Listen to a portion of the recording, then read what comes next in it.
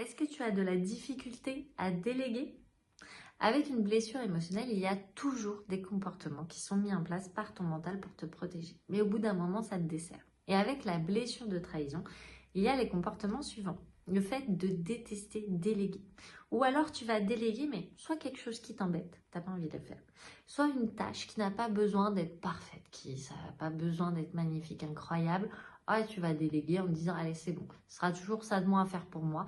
Mais par contre, tout ce qui concerne les gros projets où tu as déjà fait tout ton plan, toute ton organisation, toute ta façon de faire dans ta tête, alors il est hors de question de déléguer. Il est hors de question que quelqu'un vienne t'imposer une quelconque organisation ou même qu'on t'exprime juste des idées comme ça, en fait, parce que ça ne correspond pas à ton petit plan. Donc voilà. Et si c'est ton patron, par exemple, qui te demande de faire quelque chose, ou un client, ou même ton conjoint ou ta conjointe, en fait, tu vas même pouvoir mentir, acheter la paix, pour obtenir ce que tu veux. Et derrière, en fait, tu as déjà décidé que tu ferais à ta façon, que tu ferais comme tu voudrais. Donc, en fait, voilà, ça sert à rien, tu as déjà pris ta décision dans ta tête. Et si la personne derrière, elle vient te le reprocher en disant, mais c'est parce qu'on avait conclu, tu t'étais engagé là-dessus, alors là, il y aura toujours une bonne excuse. En fait, il n'avait pas bien compris, mais il y avait ci et ça qui empêchait que... Enfin, voilà, tu vas de toute façon te justifier, trouver un petit échappatoire, mais dès le départ, tu avais prévu de faire à ta façon. Donc, ça t'arrive même de mentir pour obtenir ce que tu veux. Par contre, bien évidemment, tu ne te supportes pas qu'on te mente, sinon tu te sens complètement trahi. Et en plus de ça, tu vas souvent aller expliquer aux gens comment ils doivent faire. Et en plus de ça, ils doivent te remercier pour l'aide que tu leur as apportée. Comme ta vision et ta façon de faire est la meilleure, à partir du moment où tu donnes des conseils, tu peux même jusqu'à attendre des remerciements pour cette aide précieuse. Est-ce que tu aimes que les choses aillent vite? Est-ce que tu détestes les gens qui sont lents, qui parlent lentement? Ouais, pour toi, il faut que ça dépote, il faut qu'il y ait du rythme, il faut que ça avance. Go, go, go, on y va, c'est parti! Donc toi, tu es quelqu'un, si tu souffres de la blessure de trahison, qui aime la rapidité. Tu aimes que les choses aillent vite, que les prises de décision soient prises vite. Ça peut te mettre en colère quand les choses vont trop lentement. Et alors, si tu as en face de toi quelqu'un qui ne sait soit pas prendre de décision, soit qui est lent, soit qui parle très lentement comme ça, ou qui réfléchit avant de parler, qui fait des longues pauses, ah, en fait, tu vas lui couper la parole, ça va pas assez vite, ça va t'énerver. Par contre, toi, si on te coupe la parole, alors là, ça t'énerve, tu te sens trahi. Mais comment tu peux me couper la parole? J'avais pas fini de m'exprimer. Donc voilà, en fait, tu fais aux autres plein de choses et t'es pas du tout qu'on te les fasse. Mais ça, c'est normal, c'est toujours comme ça dans les blessures.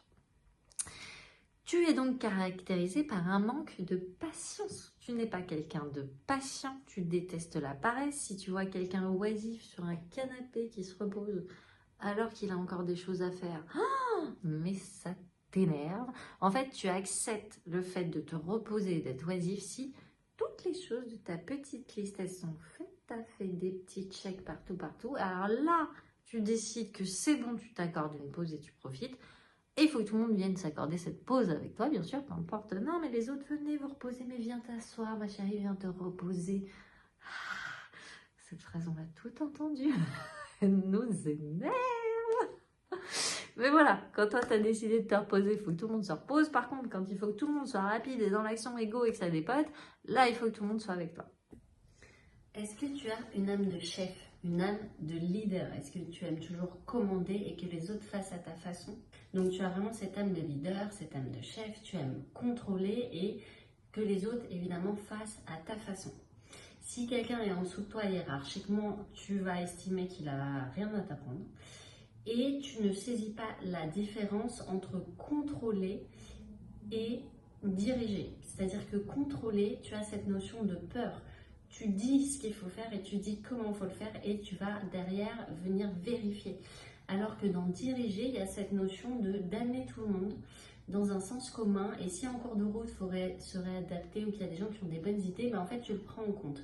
Donc il y a vraiment cette différence entre instaurer de la peur ou vraiment amener tout le monde sur le même chemin avec quand même une certaine ouverture. Évidemment, tu es quelqu'un qui a beaucoup de mal à lâcher prise.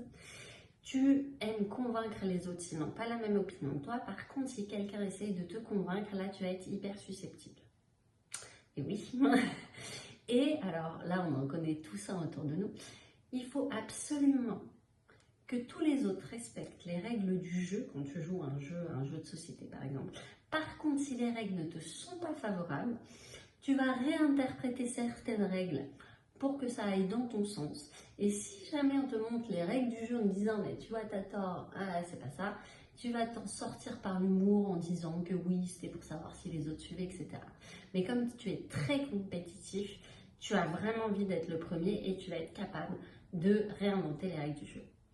Si tu te reconnais dans tout ça, c'est pas un jugement, c'est juste pour te dire qu'en fait tout ça ce n'est pas forcément ton toi profond, c'est ta blessure qui s'exprime à travers toi. Donc si tu as envie de travailler ça, ça peut être très intéressant de venir libérer énergétiquement la blessure pour que tu puisses au fur et à mesure changer ces comportements, être plus apaisé, te mettre moins la pression, avoir plus de lâcher prise. Si ça t'intéresse, je t'invite à réserver un soin énergétique avec libération de mémoire avec moi. Et sinon, je te retrouve la semaine prochaine pour une nouvelle vidéo. À bientôt.